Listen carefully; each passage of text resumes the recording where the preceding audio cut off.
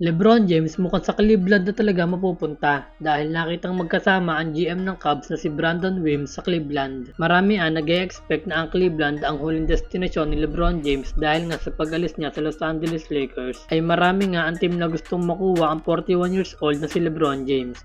At ayon sa agent ni LeBron na si Rich Paul, posible nga daw na sa Cleveland siya mapunta. At dahil dyan, hindi nga gumagawa ng ibang transaksyon ng Cleveland. At nag-iwan ito ng spot sa roster para gumawa ng trade at makuha si Bronny James. Gustong gawing asset si Bronny ng Cleveland para mas tumaas ang kumpiyansa na doon mapalipat si LeBron. Ayon din sa mga report at sa mga analyst na malaki nga daw ang chances sa Cleveland ang punta ni LeBron. At ayon sa Polymarket, Cleveland ang heavy favorite na mapupuntahan ni LeBron na may 61%. Pumapangalawa nga lang dyan ang Golden State na may 18%. At nandyan din ang Minnesota Timberwolves na hindi pa sumusukong makuha si LeBron. Dahil ayon sa report ay agresibo nga daw ang Wolves para makuha si LeBron para isama kay Edwards at sa bago nilang kuha na si LaMelo Ball. At pag nangyari nga daw yan ay automatic championship contenders ito. Pero hanggang ngayon ay tahimik pa din si LeBron kung saan team siya pipirma at lilipat. At Los Angeles Lakers napaganda ang kuha sa player na si Cameron Carr dahil sa ganda ng nilaro nito last 2 games. Una ay laban sa Golden State, nagtala ito ng 19 points at 5 3 points.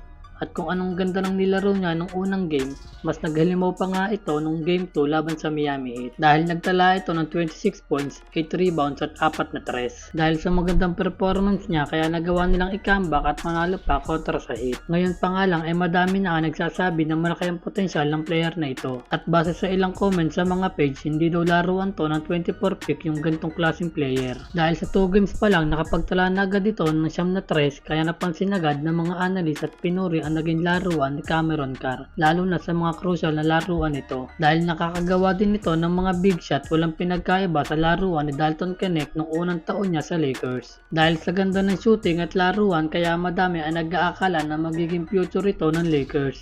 Ang kaso, simula ng pangalawang taon niya sa Lakers nawalan na ito ng playing time. Simula nang maging coach si JJ Redick. Dahil base sa report, mahina ang Lakers sa pag-develop ng mga players nila. Kaya sana magamit itong player na to sa regular season. Dahil kung ibabangkulan din ni JJ Redick at hindi bibigyan ng playing time, hindi malabong magaya lang siya kay Dalton Knecht. Ano sa tingin nyo mga idol?